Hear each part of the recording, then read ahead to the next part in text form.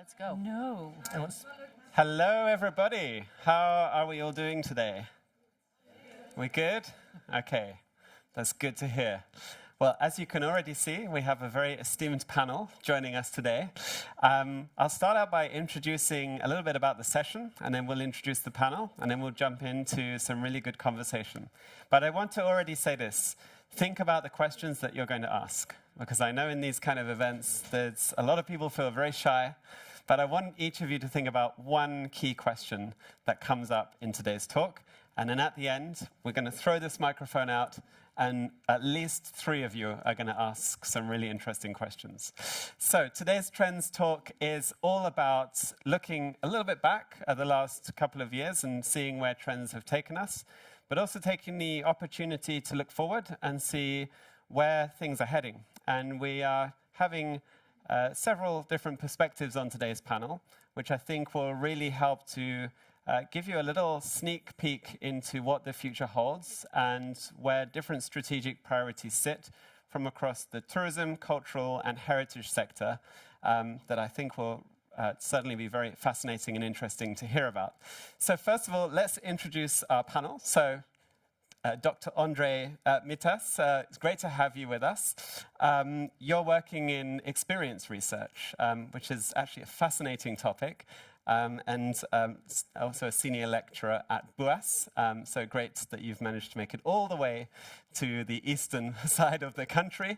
A long journey, I know, I did it yesterday. How long does it take you? I think I was in the car 4.5 hours this morning. Okay, so wow. Then you challenges your perspective that the Netherlands is a small country. Wendy, it's great to have you with us. Wendy, you're adjunct director and also heading up strategy at MarketingOost in Overijssel. And you didn't have quite so far to travel. No. Tell us a little bit about your journey here. But the journey here was quite good, actually, because I come from Zwolle, and the way out of Zwolle was good. And I thought that would be a huge traffic jam coming into Leeuwarden, but went smooth. I have to say, when I came, Zwolle was like the last milestone on the way to Leeuwarden, so great to be here. And we've got Jasper Heslinga, is that correct? I'll listen. Sorry, there we go. I'm not so good at the Dutch names, but I hope you'll forgive me. And tell me a bit about your background. You've been with OECD and now in education. Yeah, for the past 2 years I've been working for the OECD. For those who don't know what that is, that's an influential international organization, a bit like the European Union or the United Nations. And I joined their policy team, their tourism policy team, to work on policy for tourism on the highest possible level. Great. And now here? I'll be putting you to the test on that. Okay. And Yteke van de Vegt, is that correct? Correct. Near enough, yeah? Yeah, perfect. You've been working in the museum and archives sector, also educator. Tell us what that involves on a day-to-day basis. Making programs for schools, from primary schools up until university. I'm from the archives of the municipality of Leeuwarden. So there are all kinds of schools here, different levels, and we also are the hosts of the Oldenhoven, the famous Leaning Tower, symbol of Leeuwarden, and the Pierpanda Museum, which is a museum about art. So it's all kinds of things. And before I worked here, I was in a museum called Historisch Centrum Leeuwarden. Fantastic. And last but certainly not least, we have Jasper van, hang on, let me get this right. Jasper Jan van der Meulen, is that right? Frederik. Sorry, Frederik. Yeah. Oh my God. I've been going all over the place. Yeah, Frederik. no problem. But the rest was correct. That was your love baby. Yeah, this is a love baby. It was the Jan in your name. It's a Jan. And you're here at NHL, working in tech and innovation, so tell us a bit about what that entails. Yeah, I teach at a hotel management school. Maybe some of you have had lessons from me. And I try to bring the future of hospitality to the students and do all kinds of innovative projects for them, also for the practice departments. Great. And I should probably introduce myself. Did I do that? I think I skipped that. So I'm Nick Hall, and I'm the founder and CEO of the digital tourism think tank. We work with many destinations, like MarketingOost, all around Europe and even other parts of the world, monitoring trends in innovation. So this is a real privilege to have this really interesting lineup of panelists and jump into today's discussion. So we have 5 key discussion areas, and I think what we would like to do today is surface some of the more unusual thinking around opportunities that technology and innovation is presenting to us. So we wanted to first of all start with the idea of making the invisible visible. And it's an interesting concept and perhaps a little bit abstract. But as a tourism industry, we've been focused a lot over the last few years on data and how data can unlock many, many new opportunities. Likewise, perhaps less so just in tourism, but also thinking more about the cultural and heritage sector, we've been fascinated by how technology has really transformed what is possible in terms of translating history, heritage, and culture. So really, really interesting areas there.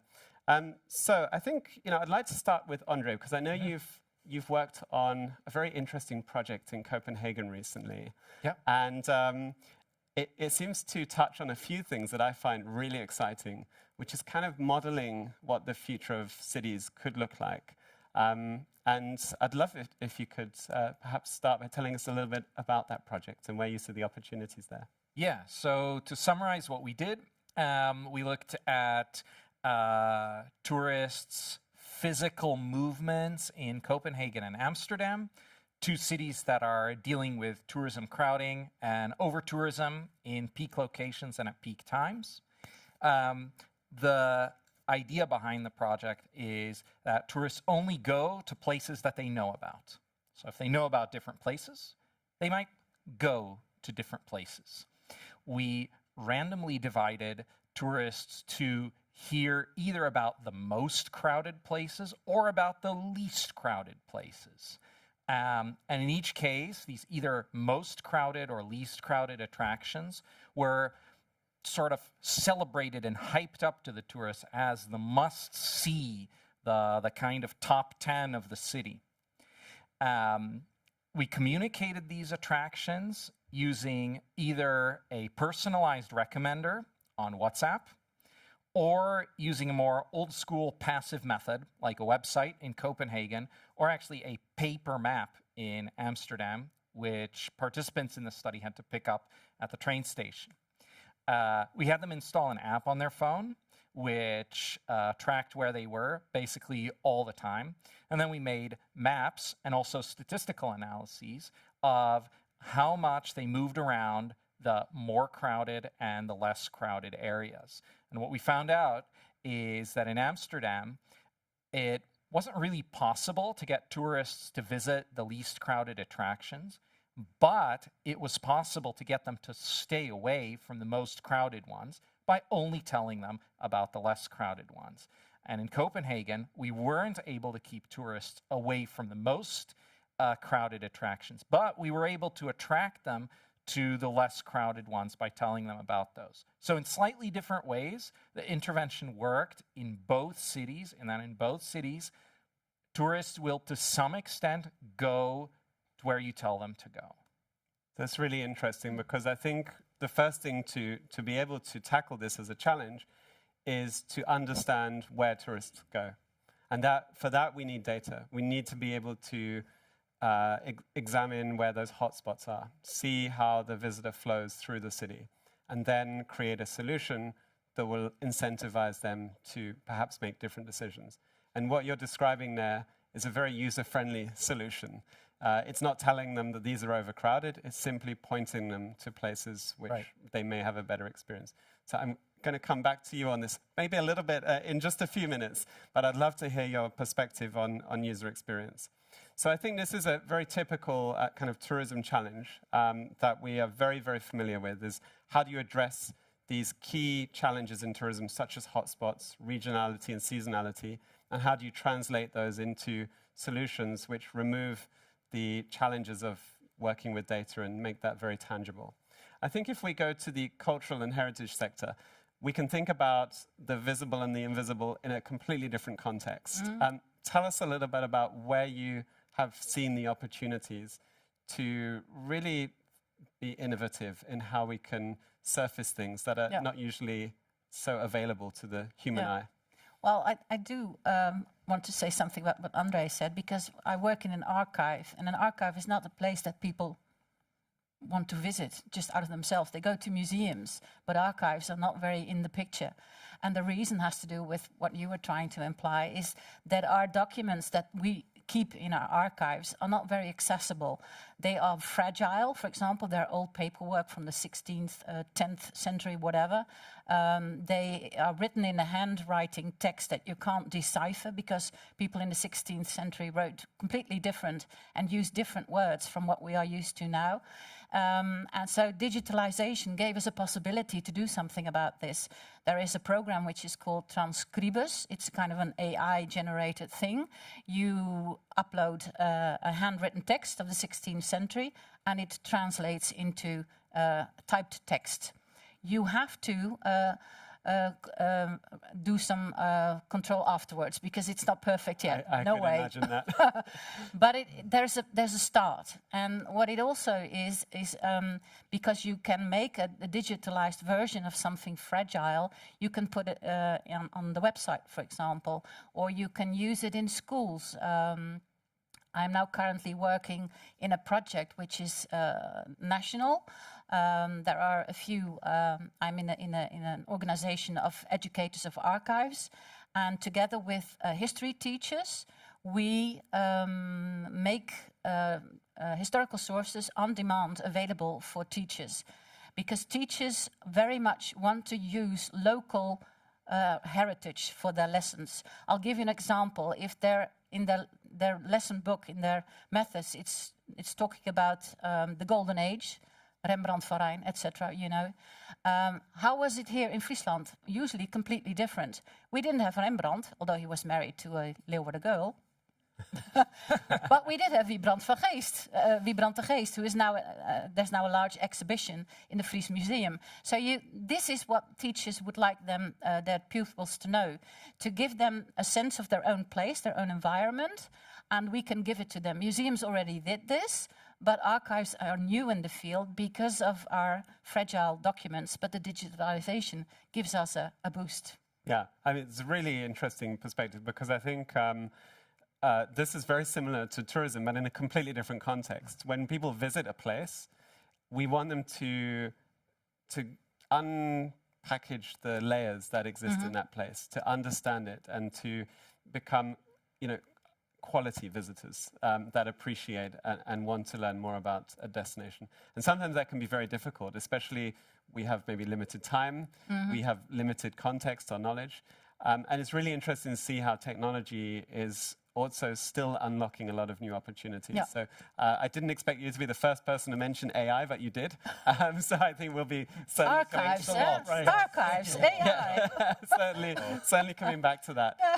And also you made a very good point there about needing to correct and to, it's the human and the AI working in tandem that's key here. There's a lovely example now of Willem Lodewijk. He is a Frisian stadtholder. He was the nephew of Willem of van Oranje, William of Orange. And he was very important during the 80 Years' War, or the Dutch Revolt. But nobody knows about this guy. But he has diaries, and they are being translated now. And they tried Transcribus, AI, but they didn't recognize his handwriting yet. So they started 5 years ago with volunteers. But now it starts to recognize the handwriting. So all the work that those volunteers did is somehow not necessary now. That's a bit of a shame, but it has to learn AI. Yeah, they've trained the AI. They can be proud. Yeah. Yeah. Now, Jasper. I'd like to add, by the way, that in our experiment, I think the Amsterdam City Archive was one of its hidden gems. Right. Where they would like more tourists. Yeah. Yeah. They have interesting things as well, and a lovely exhibition. Yeah. Jasper, your background is very interesting. You've worked a lot in policy. You understand how this policy and governmental environment works in particular. How do you sometimes find where do you see the challenges or the needs for leadership in the context of working with data, understanding opportunities, but actually surfacing those into tangible strategies and actions? Well, what I've often see how countries and destinations are working when addressing a complex issue.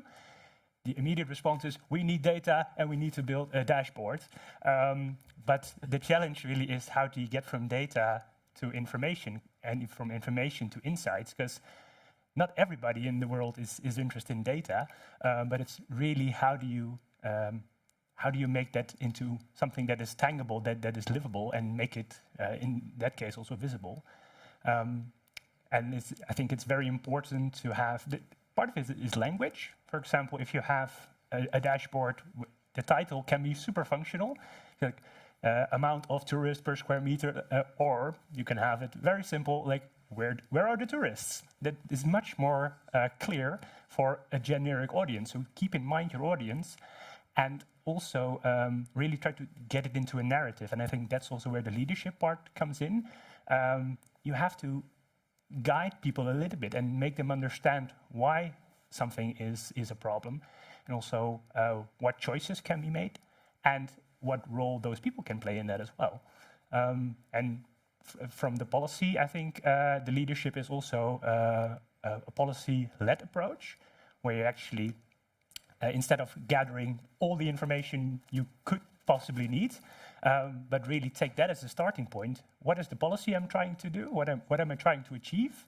And what data sources do I need? What indicators do I need to meet those needs? And that is not happening a lot, to be honest. And well, yeah, there's often a huge disconnect between policy, which can be quite reactionary, or quite driven by a trend as well. And the need to have a rigorous underpinning of that policy. So a really great point. And obviously, Wendy, that's maybe a challenging one because you're in a leadership position.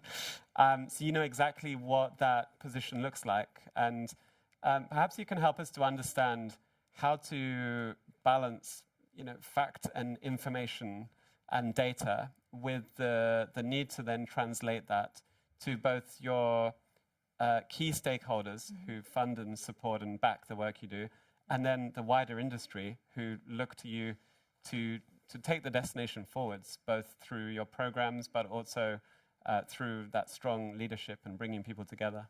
That's quite a challenge, yes. Because on the one hand, we as MarketingOost, we have 3 bodies who who finance us. That's the provincial government, then the municipalities, and then entrepreneurs. What we try to do, because we have limited budgets, is that we the information or the data that we collect on the governmental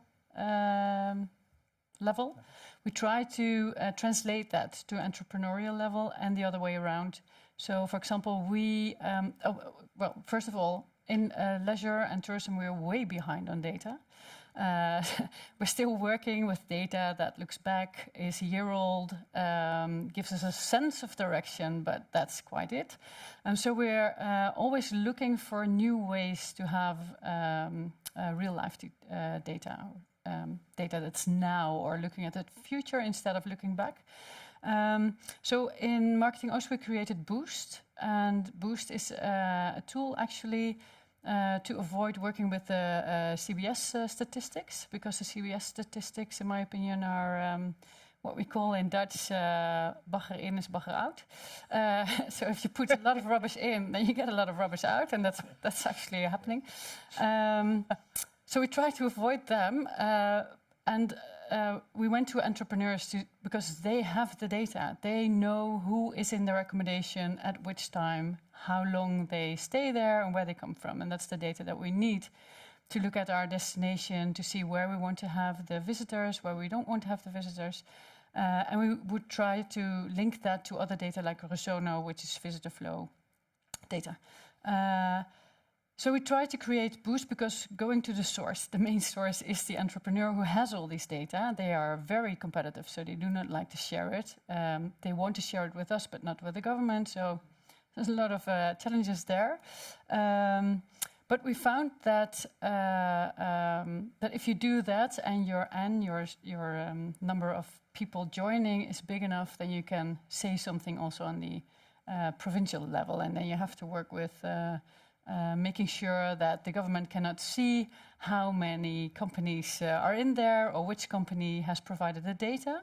That's also important because there's quite some data fraud going on with regard to the tourist taxes. So as an entrepreneur, you want to pay not that many tax, but if you send all your data out, then the government knows exactly how much tax you have to pay. So that's also quite a dilemma.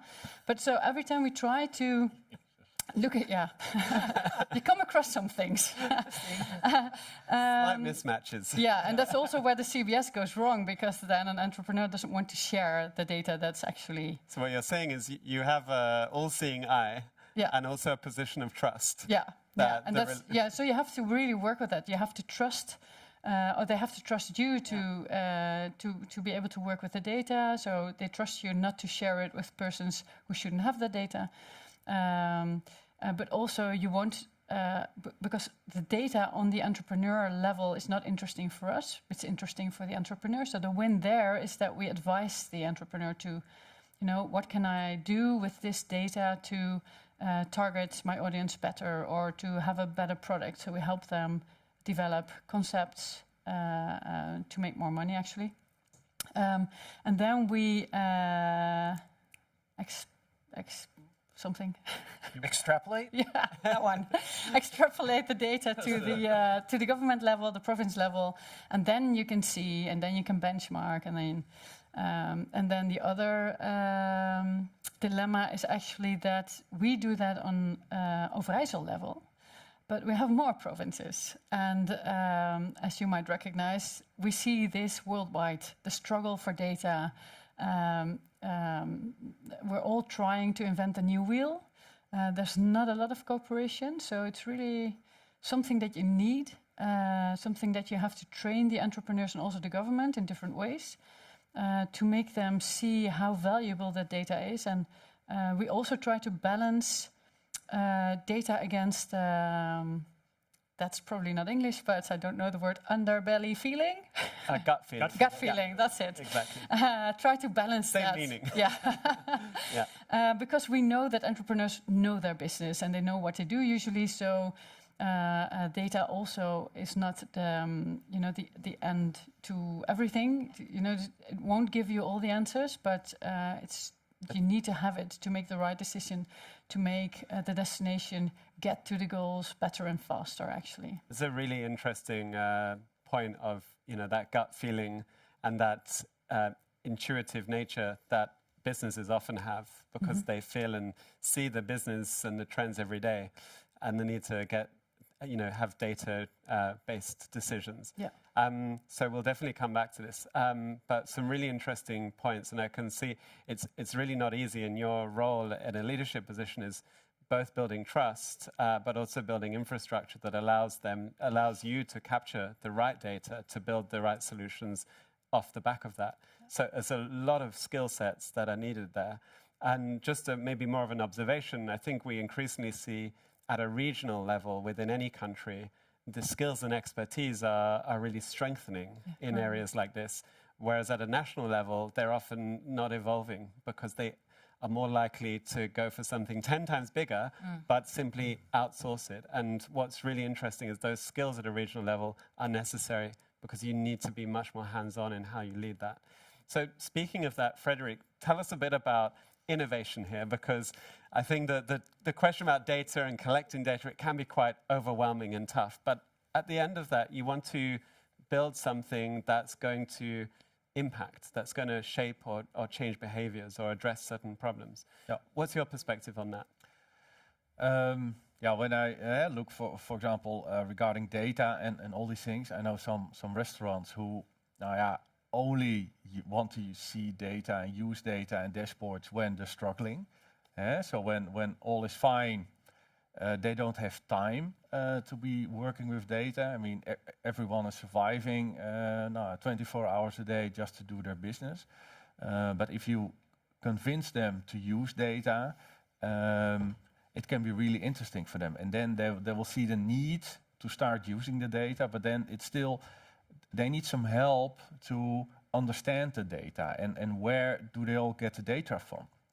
I'm working on a kind of experimental piece of software where I try to connect the different pieces of software without an API. So on the water, they can't talk to each other. So I'm creating now sort of AI agent who just pretends it's a user on their website. So it's an interesting concept in itself. Yeah, so that it crawls about the website, gets the data, and then I crawl across another website and input the data. So at these levels, you see that the restaurants really want to do more with the data and to see where everything is coming from. But yeah, the tools are just small kingdoms at its own. I do think when we talk about AI, of course, a lot also today, I think it gets way more easier for everyone, businesses or students or whatever. Just throw in an Excel file or some reports, and AI can do a lot of interesting stuff for you without even knowing what kind of analysis you need to be done. You can just tell ChatGPT, for example, what do you see in this document, analyze it, and what kind of tips and tricks do you have from it? And you cross your fingers that it's not hallucinating. And you cross your fingers. But yeah, I always tell my own students, use it for 60% as inspiration and always the human in the loop. So you still have to check at the end. But if it gives you some inspiration or some guidelines, yeah, of course, you can go to all these guys here for really experienced and really good analysis and all these things. But if, for example, ChatGPT can guide you the first steps and get an overall idea about where you can go to. So, Ondrej, you obviously, as a researcher, you work with data a lot. Yeah. And it's really interesting what Frederik is saying here, and also what Wendy is saying about how to work with data. Yeah. Where do you see both the opportunities today, and maybe also some of the conflicts when we think about the role that AI is increasingly playing, and the importance of having evidence-based approaches to what we're doing, and of course the traditional approach to academic research? Yeah, so I want to mention three things. First of all, what question is a data analysis answering? How can you use AI to analyze data? And how can you stay ahead of the situation if you're in the industry? Okay. How can you make a data analysis fit the question? I think it's a common theme in all the other remarks that there's a lot of data out there, and now it's getting easier and easier to analyze. And those analyses and those dashboards in general don't do anyone any good. I'm glad you said this. I've been saying this for years, and I think you carry a little bit more credibility to make that point as well. So well, I'm not sure, but I've done over my 20 years or so of experience, I've created a lot of really beautiful, totally ignored research, and very bad. I would like to do research that's relevant, and in the one or two gems in my sort of 30 or 40 maybe not that useful projects, it's been really question driven. So why does someone want a dashboard? Why does someone want to know something? You gotta articulate that first, and then maybe new data have to be collected, as is often the case. Maybe the secondary data already exist, but someone has to have an emotional need to know. Their business has to be at stake. Their town has to be overcrowded. Someone has to care. And then we move on to the topic of AI for data analysis.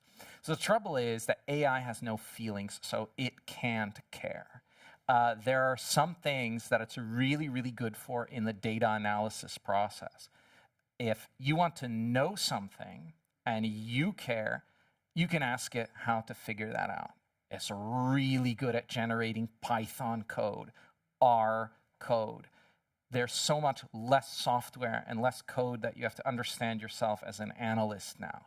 I can hardly make a graph without the help of large language models to generate my code for me, because it does it so much faster and so much better. But sometimes it fails and it makes nonsense graphs, and it takes my old statistical background to recognize that it's screwed up. You still need exactly the same expertise that you had going in. Yeah, basically. Although you may not use them as much. Yeah, and we also ran the experiment with students, and we gave them pretty motivated problems, like figure this out, and we either gave them the code or we gave them a large language model. And you would say, okay, either way, you're appealing to laziness and doing the hard work for them. But if we gave them the code, they learned, because they had to look at what they were running. And if we gave them the LLM, they were lost because they didn't know why they were doing something. And finally, I just want to highlight something that Wendy said that, you may have missed. I think it's so important, is having data on things that haven't happened yet. And if you look at data on tourist expenditures and tourist movements in destinations, I think agent-based simulation, which can show you what's about to happen, is about to get really huge in our field. Hard to predict what AI is going to do, but agent-based simulation is about to happen. Yeah. But I agree, but still, this isn't something that a normal business owner would do. And not by themselves. Exactly. Not by themselves. You would still need a third party to generate this for them and do all these things. They're still struggling. They're doing the day-to-day work, either in a restaurant, hotel, or whatever. And then if they have some kind of Excel file from a system that's already mind-blowing. And that's it most of the time. So fully agree, but that somehow we need to help them, or maybe just give us your data and we'll do all the magic, and then we will give you 2 or 3 types of advice. What could you do? Like what Wendy does. I was about to say, so exactly. That's what we do. So We don't have it in Friesland, you told me. No. No, Visit Friesland operates differently. They could join, So people, there's a job opportunity. yes. So Wendy, what We've just created a new business here. You can all apply. We're the CEOs here, so that's going to be fine. very capable team behind it. Yeah. I'm very good at drinking coffee. So what do you see as the potential then when we think about what AI can bring to this mix? Because I know that this is something you're actively thinking about all of the time. And you've developed these dashboards, and there's always that question about, will people use it, and how will they use it, and how will the data inform or better shape then on the entrepreneur's level what they actually do creatively? And it's not our core business. I'm a manager of strategy, research and innovation, so innovation is my business. But from the government, our funds are not large enough to do, big developments. So we need to find cooperation in the country or outside the country, which is quite difficult. But so what we do is we take the government funds and create something small, and then we decide, okay, it's not our core business, so we sell it to a third party who can then roll it out, who has the experience to roll it out. So that's one, I think. I'm back to your question. What was it again? Really looking at how you support the entrepreneurs to take advantage of the rapid developments here. Yeah, so one is, do we have the funds to do that, and is it our core business? Usually not. But then we do look at, for example, digital twins. So what you're saying was you cannot help, well, an individual company won't do that. And so we try to make collectives of companies, and to say, okay, we can help you. What's your question? What's your need? And how can we bring together businesses with the same needs and put them in a basket and then find a solution? And that could be a digital twin, or that could be agent-based. So we try to make it bigger. to make the question bigger, or to make the need bigger, the urgency. And then we can create something, and then we can, take the individual business out and tell them exactly, okay, we see for your business this happens in the model, so you could do this, or and then we also try to help them be a little bit more competitive, and to also there extrapolate it. I know the word now to to the provincial level, and see. If we can make a better positioning for Overijssel. So potentially build models and scenarios. Yeah. Can I ask you a question? Do you do this only for commercial businesses or also for non-profit like museums? Yeah, we are also, we're trying to, also the cultural sector is a little bit behind on data. And so we are just a little bit in front of the cultural sector. You just lined up my question there for Yteke. So we try to help the cultural sector. Yeah. No, but that's exactly so. In Overijssel, we are now looking at Boost, which we did for the accommodations and the campings and the bungalows. And now we're trying to bring it to the cultural sector as well, because they have a problem. So we're making a small niche there in the model to say, okay, this is for the cultural sector, and then try to add them to the big system again. So I imagine, just looking forward a little bit, that huge coaching role that you currently assume, which is, I'm sure, quite time-consuming. There are real opportunities there for AI to take over some of that and support and guide the businesses, as we've been discussing, by bridging what you can learn and understand about the business and what the data will tell you about whether they're in the right direction or... and that's both on our side as on the business side, because on our side, I just told you, like, the role of... If we look at AI from a destination marketing or management organization, we usually look at what can AI do for branding, for promotion, marketing, communication. But we also have stakeholder management, we have destination development, we have product development. So there's more to the DMO than just the marketing communication. And so we are also trying to figure out how can AI help us do our job better. I think I went within a year from no AI to almost 90% AI. And that's... do AI everything. Help me. But no, it really helps because I do not want to invent the wheel again. So there's a lot of information. It's true that I also always use it as inspiration to help me get going, or to see if I missed something. But there's also, for example, with the digital twin, there's also the bridge to where you can put the businesses in, and where you can have both the provincial perspective and the business perspective, and also create awareness at the province level that the businesses need something, and that they can have it together, so that it becomes the chain corporation. So it becomes the value chain, and that's also what we try to achieve with AI, actually. So Yteke, your work is in a slightly different space. And Wendy said that the cultural sector is sometimes a little bit behind. How does innovation look outside of tourism in this adjacent sector, which I think is just as critical and essential for tourism? And personally speaking, I see so much innovation in this sector. But how do you create space for that?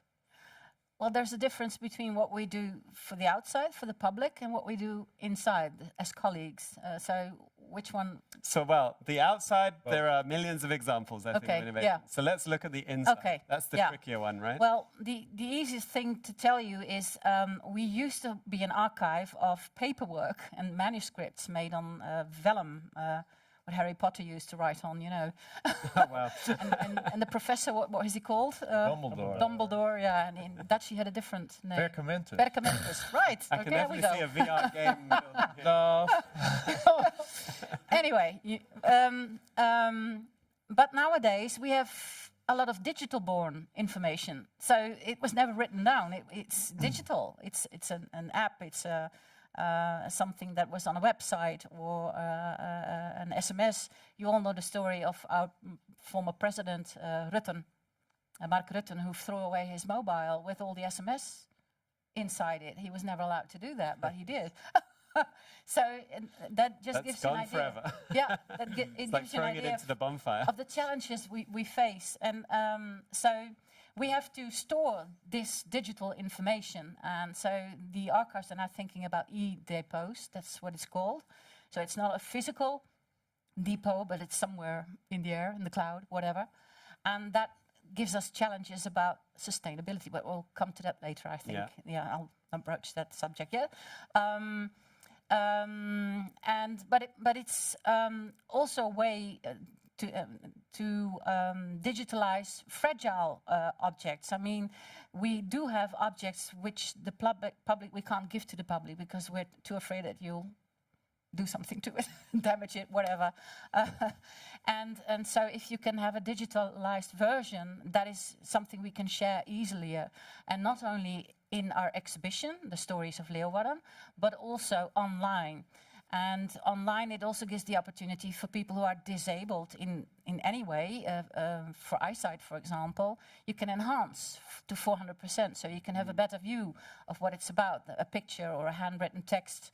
And if you do have the translation next to it, which gives you the exact language that is being used, but also translated into temporary Dutch, you know what it's about. And that is so interesting because this is information that hasn't been available for centuries, and now it is. And in the old days, it was only available for my colleagues who did a study in paleography. So you learn to decipher handwritten texts, but it takes forever. And nowadays, it's easier. So there are two things for the public and for the internal. Yeah. It seems like there's still so much being unlocked this. When we think about just the vast quantity of heritage and archives, and how many we've actually been able to, really digitalize and put to use. It seems like we're only scratching because I was the surface. earlier speaking about the diaries of Willem Lodewijk. Nobody's ever read them before because he has a handwriting. It's terrible. Does it have juicy gossip? No, I'm afraid not. No, we were hoping for that, but no. It's military stuff. So what did he do during the Dutch revolt? Who fought where? Where did he send his military forces to? There was a Frisian army, for example, and he was the chief of it. But nowadays we can decipher it, and now we know exactly what happened. Why was he so important for the Dutch revolt? We only know Willem of Orange and his son, Maurice. But Willem Lodewijk was as equally important. But nobody knows this because we could read his diaries, and now we can. And so we can present it to the public. And then AI could probably turn it into a children's book and make it really accessible. Oh, I think a series. I see a Netflix series. So, Frederik, I'm curious to... is the mic? I think it's gone off. Anyway, I'll just talk loudly. So I'm curious to know what your thoughts are on how you see the opportunity to take these opportunities and to build experiences for destinations. And we've talked about some of the more boring stuff, the data, the dashboards, and all of the research. But also, we use that data to inform what kind of product could transform the experience. And we also need stories and material to create digital experiences, right? So how do you see that, bridging that gap between this kind of archives and all the way through to a destination experience or a business experience? For first of all, I would say I got 3 kids, and I think all the data and all the old boring museum stuff can be really easily animated right now and make interesting series and graphs and so that would really be more interesting for the kids, for example. If you talk about experiences, it would be from the hotel perspective. It would be really interesting to see. Now, for example, for my students, I created a virtual reality housekeeping simulation, where before they go to the hotel, they already do the whole training in the VR, so you see them really busy with cleaning, vacuum cleaning, so the real deal, not just clicking and the bed is made up. No, it's just real stuff. So it's really 30 minutes of an exercise. And the cool thing is to link different bits of data. We have, for example, we can collect data from the VR housekeeping.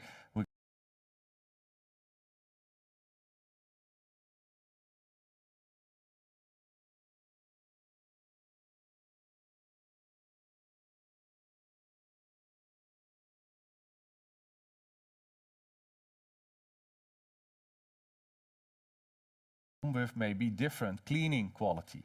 And you can also get the whole perspective and the surroundings, how does it look like. Wouldn't it be cool if you would have a cleaning experience already if you're going to the Hilton in Singapore? That you can already see the skyline and already know how it's being done. And do you see a lot of businesses genuinely investing in these kind of virtual twinned experiences of, a housekeeping scenario, service-based scenario? Because I think it's really interesting, right? But I'm also curious to know to what extent are these kind of applications being developed actually being put into use and transforming processes? Because I can see the potential, but I can also see the risk of it being maybe a fad. Well, at the moment, we're having talks with the second room from a hotel at Terschelling. That's an island here. And from there, there are some legal issues because they're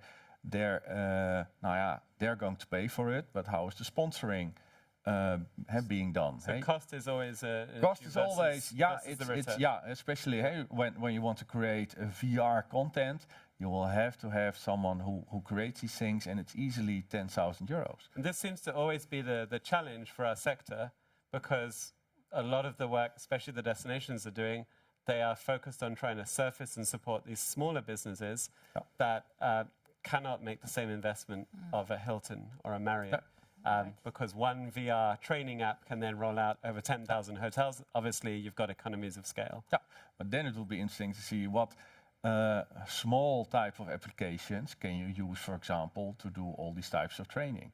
And I think with VR and now AI and all these avatars, you can have really quickly have these kinds of training situations where the students can learn on a screen, for example, how to do complex soft skill training sessions, where normally you would need to hire an actor and all the costs, etc. Yeah. So I think, the next few years it will be more and more efficient and also less costly to do all these things. Which means, I think, for everybody in the room here, this also opens up an entirely new set of opportunities in terms of skills, capability, working with these technologies.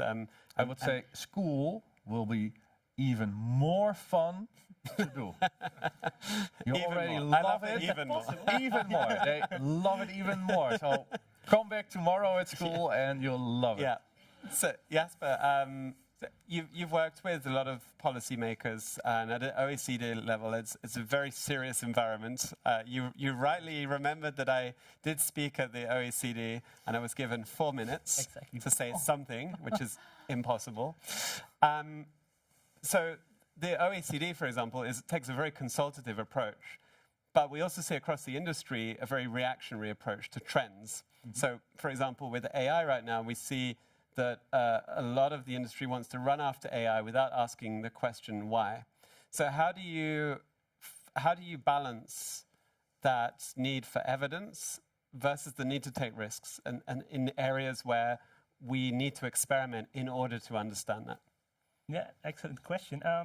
Because I wanted to respond actually to our discussion on AI first, because I found it very much supportive and positive, but I'd like also to point out critique to it, of course, because we tend to forget that in all our enthusiasm, and I myself am using it on a daily basis.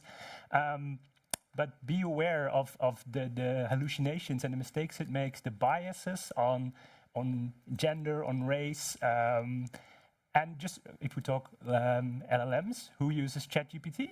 Can I see some hands? Anyone who doesn't have their hand up, I would suggest is maybe liar. And who uses Le Chat by Mistral, for example?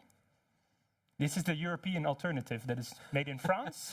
It's faster than ChatGPT, and it falls under European legislation. So it's also think as a student we all use it, we know it, but also be cautious on how you use it. Because the AI implementations that are now being used are commercial.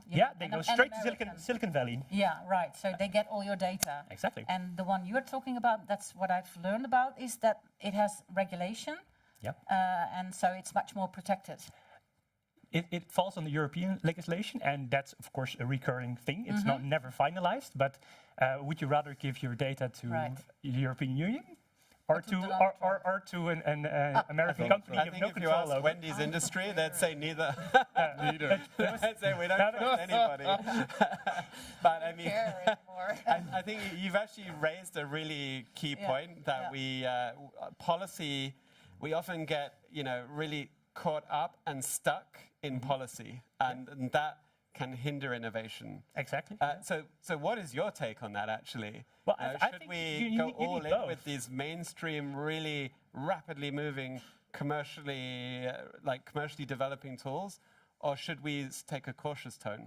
I think it's a combination of both, because it's constantly balancing evidence. You can say slow, it's backward-looking, or innovation, fast and forward-looking, but eventually you need both, and it's a matter of time.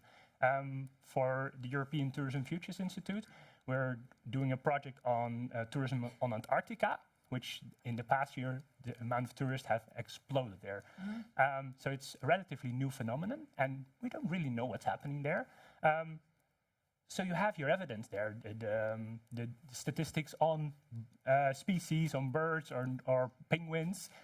That's known. That's already, they're almost scientific facts. But on the other hand, you have a phenomena like Mr. Beast. I think we all know him. He has a gazillion followers. He made a video 2 years ago showing how cool it was to be on Antarctica, and I think he awarded a trip. You should all go here.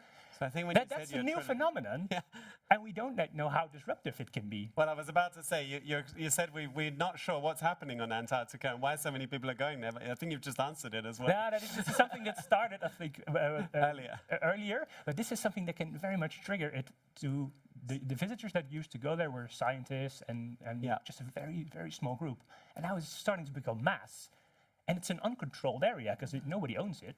But you have to take these signals very seriously. So you need your basic statistics, but you also need to be very cautious about these early warning signals, as we call them, because doesn't mean anything, then maybe we'll ignore it. But if these things start to form a pattern, eventually that becomes maybe your new evidence you should take a look at. So it's combining them. You cannot do one without the other. But I think you touched on what is our last discussion point for today, which is about sustainability. Exactly. And I think this scenario you've described for Antarctica really, it's a perfect segue to this. You've got what seems to be a trend. You seem to have increased interest, and perhaps with that increased product and a reducing cost of access. And at the same time, this is a very, very fragile environment. Exactly. It's one of the most fragile we have on the planet, and it has also global repercussions. So I would not put humans on it then. Just keep it safe. Keep that would be the best. Now, as researchers, we also said we're not going there. So to what extent do you think this is a victim of the digital world we live in and the speed at which information can spread? Very much. And the influence? Very much. We've seen dozens of these examples. The amount of people that like to go on Mount Everest, I think we all remember people queuing up there. This is the influence of social media, showing that it's cool, that it's possible, without showing that you should be in good shape, you should be prepared, you should need to have experience to do all these things. So it becomes really cool, and I get that, and that's how it works. But I think I think also the most visited places get the most attention, and then it's an upward spiral, I think, right? So in the history of social media, there was a kind of inflection point when your feeds moved from just what your friends were posting in the order that they were posting it. At that point, it was a way to connect with people. It was fairly innocuous, to something that was laced with micro-targeted advertising and something that was algorithmic. So from a very large number of friends, the things that were getting the most engagement going to the top. And that's because those companies received increased pressure to monetize eyeballs. And My suggestion to the folks in the room is to watch out for that inflection point with large language models. Has it not already happened? I don't think so. I don't think so. I mean, we're sitting here today having this conversation. That's kind of a good sign that it hasn't happened yet. But watch for it with great care. I mean, it's really interesting when you think it took many, many years for Instagram to reach, I think, what's the number? I think it was... Gazillion. I can't remember the number, but it was 20 million users or something like this. And then in ChatGPT hit the same number just in 2 weeks. 10 days. So it suggests a very different pace of uptake and a very different speed of change. And you could look at that as worrying, or you could just face it as reality, but it's certainly happening very, very quickly. So the sort of challenges But that the you've been... awareness is important. Yes. I mean, and we are aware. So if you weren't aware, there was a problem, but we do recognize that could be a problem. That is maybe a different point to the rise of social media, where we sort of went into it blindly. Exactly. And then, as you mentioned, the algorithms had to drive profit for those platforms, which is all based on views and engagement. And obviously the best way to get views and engagement is to keep serving up what you're looking at. But I think in terms of sustainability, it always has a positive and a negative side, because in Overijssel we can have more tourists.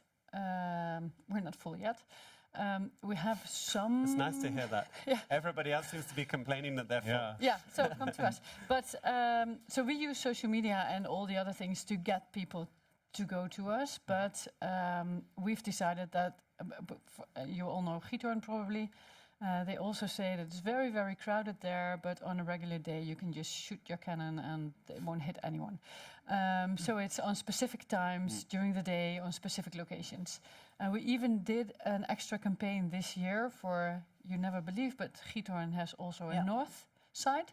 That was completely empty because Google Maps changed the pinpoint. So it has a back and a front end, because we use it to steer people away, but we also use it to attract people. And I think there comes the policy, is that what we used to do in the past was, it happened to us. There was no policy at all.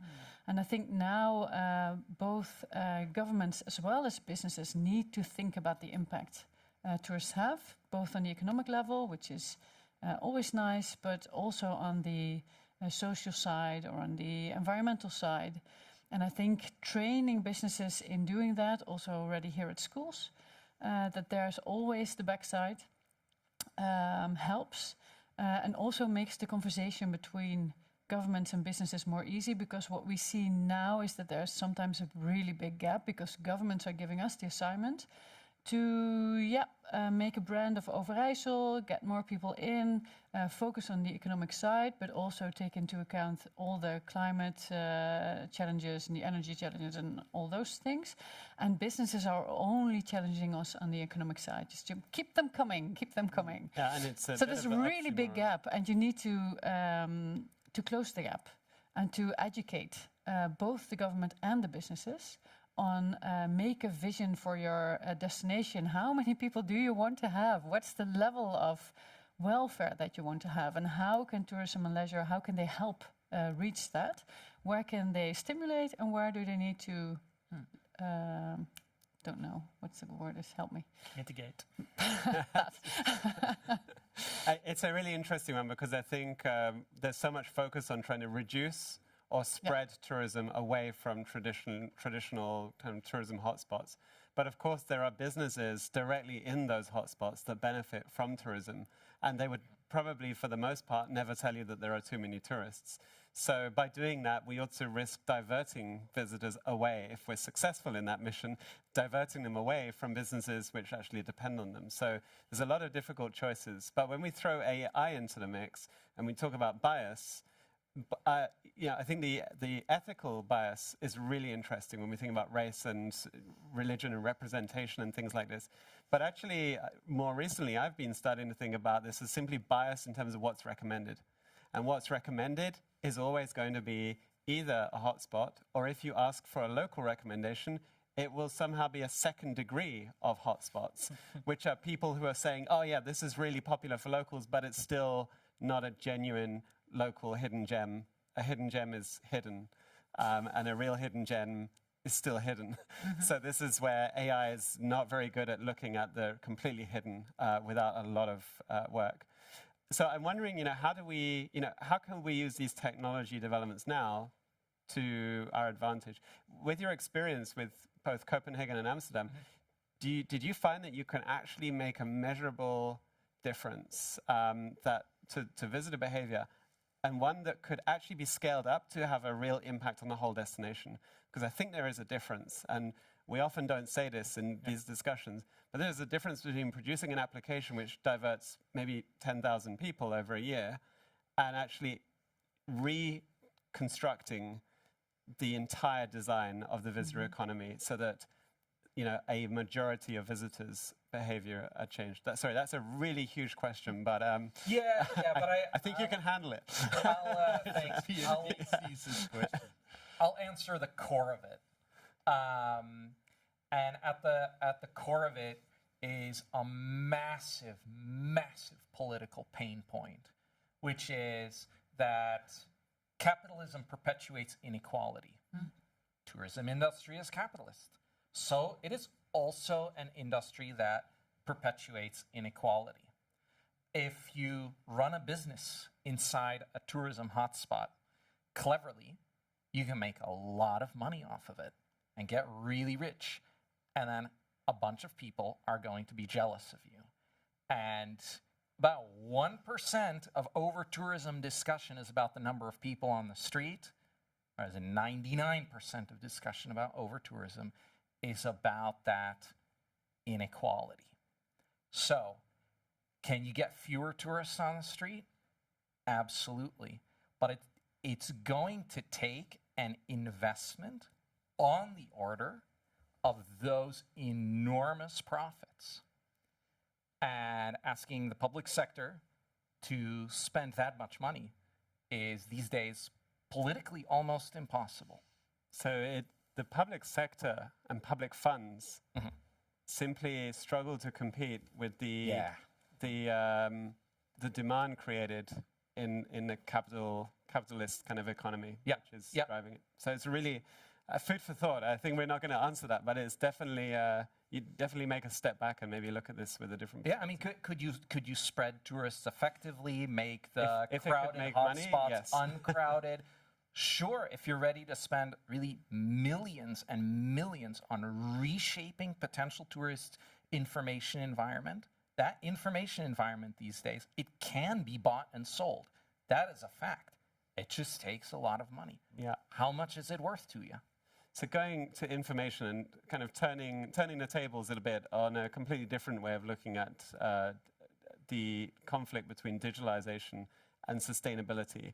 Perhaps you can tell us a bit more. You alluded to it earlier about the huge environmental cost of digital archiving. Yeah. So what is the discourse in this area? Because as I told you earlier, the archives are now constructing an e-depot. I think museums are doing the same thing. So because of the digital-born documents, but also it gives us also the opportunity, like I said before, to preserve fragile documents and make a very good image of it, for example.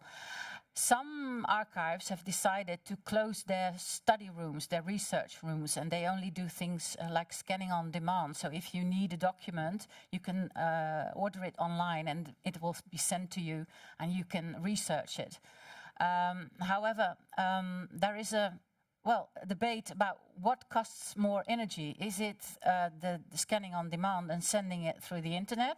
Or is it somebody getting in the car and going to the archives and look at the original, which does not need digitalization? So what costs more energy? We don't know yet. And then, of course, the tourism professionals will want to make sure that they do visit the actual archives rather than just look at them digitally. Yeah, well, there's a debate, because I know that the Rijksmuseum in Amsterdam, when they were one of the first museums in the world who decided to digitalize their whole collection and put it on the internet. And everybody said, you are crazy. Nobody's going to visit you anymore.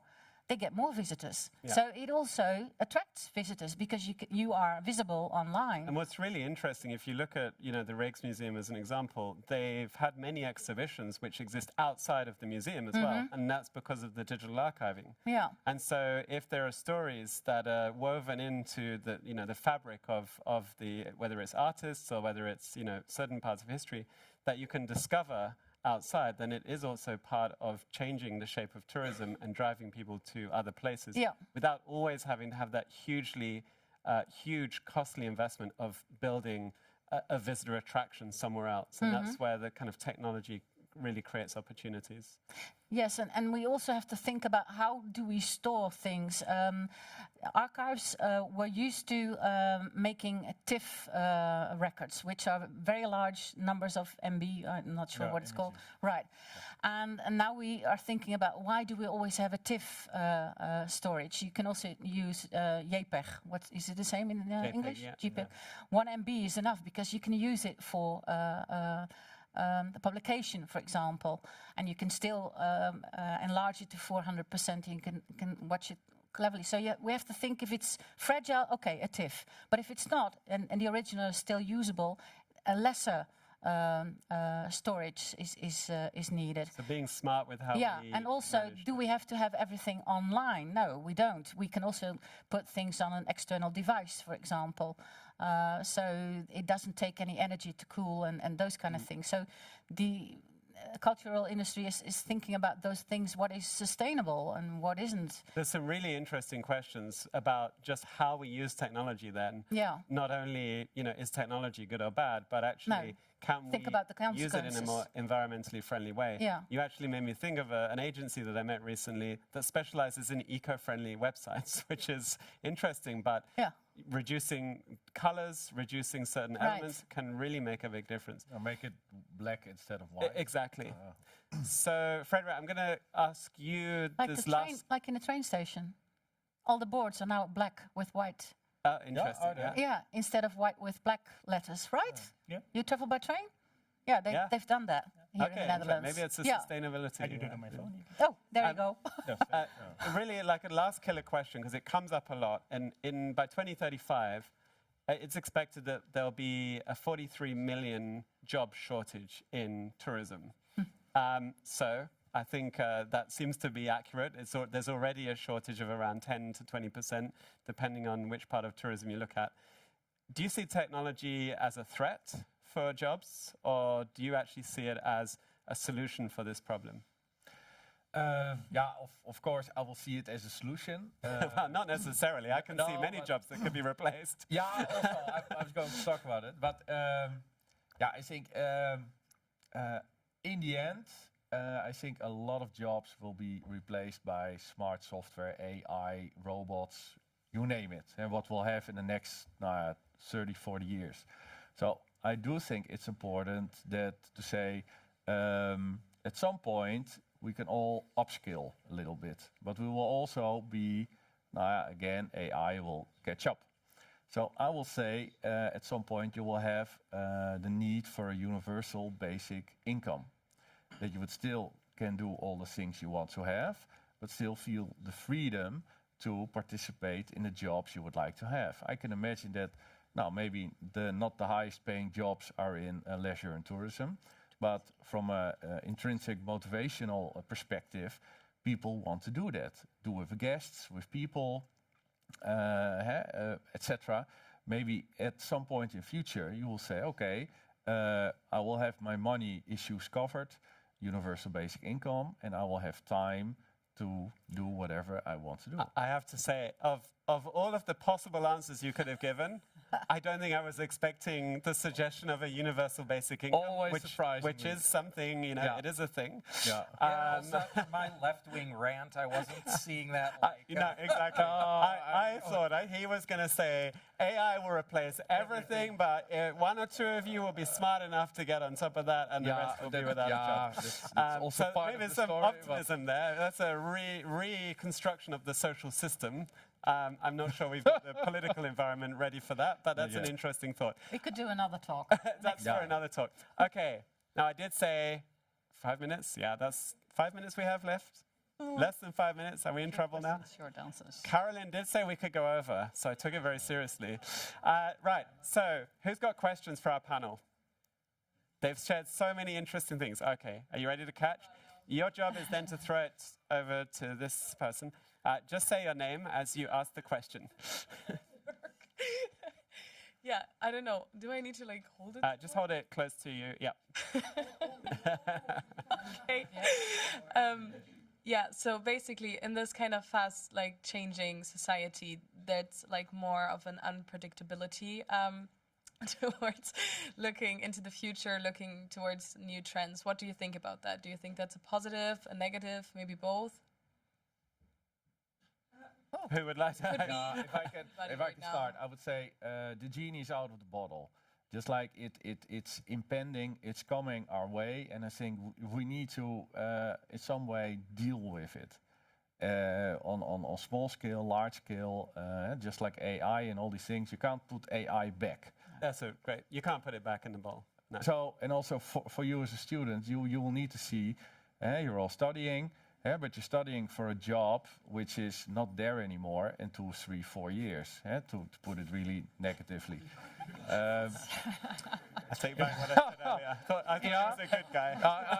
So you really need to be able to adapt to the future and what's coming. So always see, reinvent yourself, see what's my added value in this specific topic. It's a completely different skill set now, and Exactly. you've got to be ready to jump into new situations and take on the unknown. Can I add to that? Because I've studied history, so I know that during your life, it's a lifelong learning. You can't stop after 4 years of University of Applied Sciences. You always continue learning.